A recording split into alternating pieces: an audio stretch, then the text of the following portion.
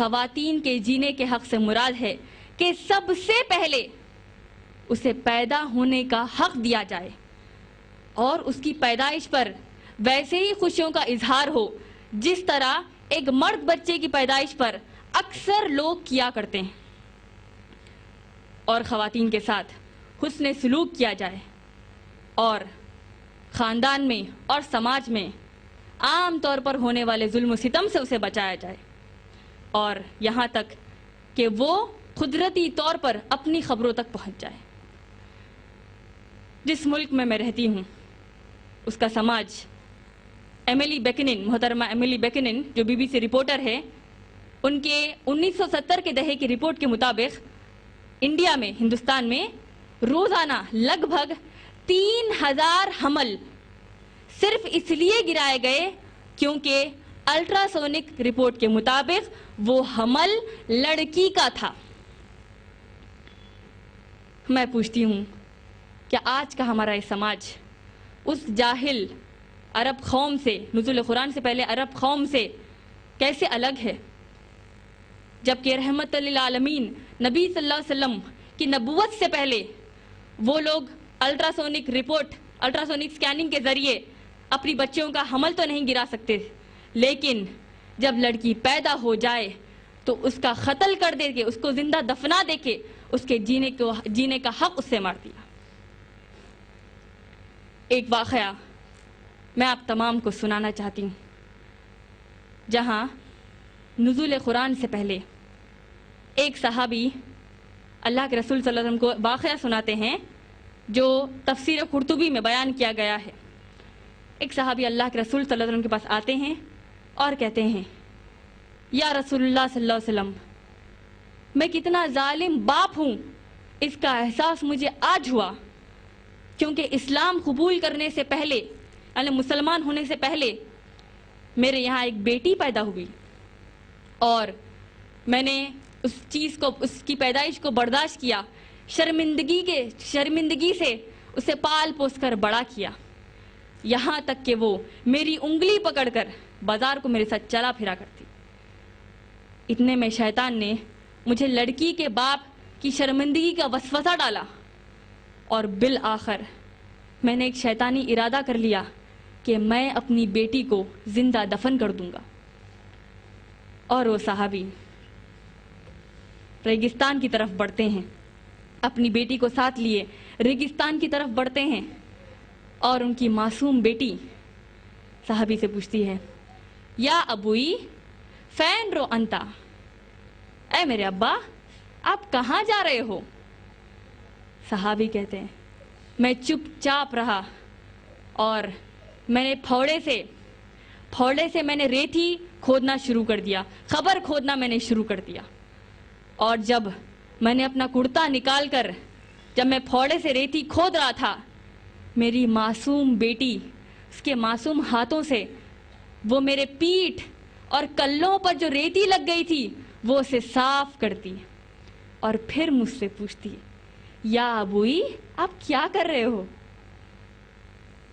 پھر میں کچھ نہیں بولا اور آہستہ سے میں نے اپنی بیٹی کو اس گڑھے میں ڈال دیا، اور تب بھی میری فرما بردار بیٹی مجھ سے پوچھتی رہی، یا ابوئی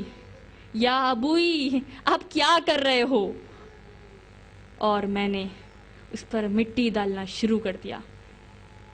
اس واقعے کو بیان کرتے وقت یہاں تک جب واقعہ بیان کر دیا گیا، اللہ کے نبی صلی اللہ علیہ وسلم نے اس صحابی کے منہ پر اس طرح ہاتھ رکھ دیا اور کہا، اب بس کر۔ اگر اللہ کسی کے دل سے رحم نکال دے تب ایسا نہیں تو وہ کیا کرے گا؟ وہ یاد کریے عمر رضی اللہ عنہ کا قول۔ عمر رضی اللہ عنہ کہتے ہیں، اے صحابہ ہم ذلیل و خوار لوگ تھے۔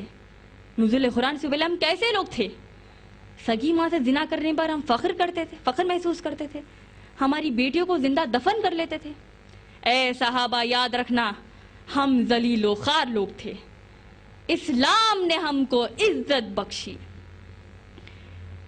ایک شاعر نے سرزمین عرب پر ہونے والے جو واقعات، جو حالات تھے نزول قرآن سے پہلے، اس کا بیان ایک بہت ہی بہترین شعر میں انہوں نے کیا. انہوں نے کہا، کچھ کفر نے فتنے پھیلائے، کچھ ظلم نے شعلے بھڑکائے، سینوں میں عداوت جاگ اٹھی، انسان سے انسان ٹکرائے، پامال کیا، برباد کیا کمزور کو طاقت والوں نے، توحید کی شمع روشن کی اونٹوں کے چرانے والوں نے. جب ظلم و ستم حد سے گزرے، تشریف محمد لے آئے صلی اللہ علیہ وسلم. وہ ہے محمد صلی اللہ علیہ وسلم رحمت للعالمین کہ جن پر قرآن مجید نازل ہوئی. یہ قرآن ہدی للناس ہے، تمام انسانیت کے لیے ہدایت ہے، اور یہ ہدایت تا قیامت ہے. اس کے لیے ذریعہ کون بنے؟ اس کو نو انسانیت تک پہنچانے کا شرف کس کو حاصل ہوا؟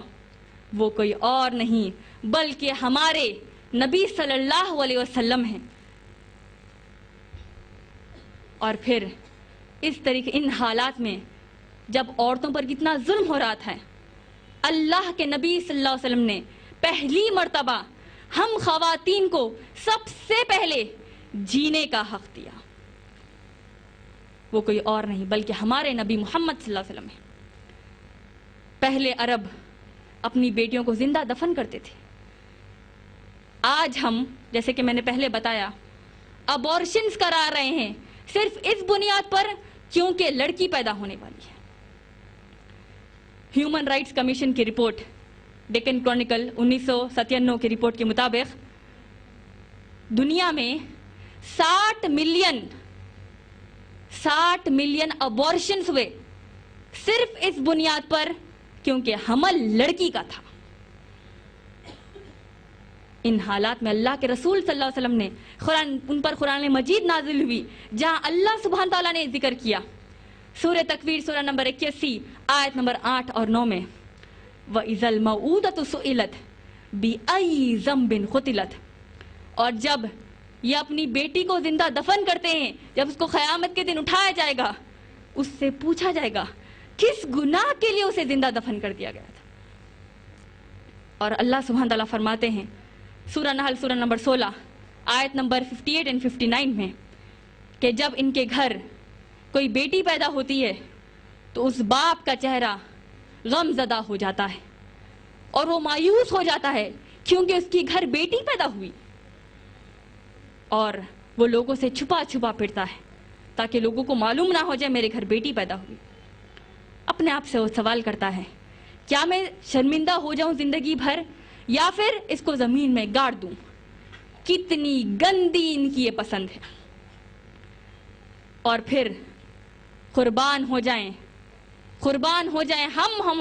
ہمارے ماں باپ اللہ کے نبی محمد صلی اللہ علیہ وسلم پر سے کہ پہلی بار اللہ کے نبی صلی اللہ علیہ وسلم نے ہم تمام خواتین کو جینے کا حق دیا. اللہ کے نبی صلی اللہ علیہ وسلم فرماتے ہیں صحیح مسلم جلد نمبر 4 حدیث نمبر 2630 میں، عائشہ رضی اللہ عنہ ام المومنین عائشہ رضی اللہ عنہ فرماتی ہیں کہ ایک مرتبہ میرے گھر ایک عورت آئی کچھ مانگنے کے لیے، اس کی 2 بیٹیاں اس کے ساتھ تھی، اور میرے گھر کچھ نہ تھا، صرف 3 کھجور تھے. اور عائشہ رضی اللہ عنہ نے وہ 3 کھجور اس عورت کو دے دیا، اور وہ عورت نے اپنی 2 بیٹیوں کو ایک ایک کھجور دے دیا، اور ایک کھجور اس نے خود رکھ لیا. جب 2 بیٹیوں کا کھجور ختم ہو گیا، وہ اپنی بھوکی ماں کی طرف دیکھنے لگے تاکہ وہ بھی کھجور ان کو مل جائے. تو رحم دل ماں اس نے اس کھجور کے ایک کھجور کے پھر 2 ٹکڑے کر کے اپنی 2 بیٹیوں کو دے دیا. یہ عمل عائشہ رضی اللہ عنہ کو اتنا پیارا لگا کہ بعد میں اللہ کے نبی صلی اللہ علیہ وسلم کو جب یہ واقعہ سنایا گیا تو اللہ کے رسول صلی اللہ علیہ وسلم نے کہا کہ اس عورت کے لیے جنت طے ہے. یعنی اس حدیث کے مفہوم میں اس عورت کو دوزخ کی آگ سے بچانے والی یہ بیٹیاں رہیں گی. اور اللہ کے نبی صلی اللہ علیہ وسلم فرماتے ہیں صحیح مسلم جلد نمبر 4 حدیث نمبر 2000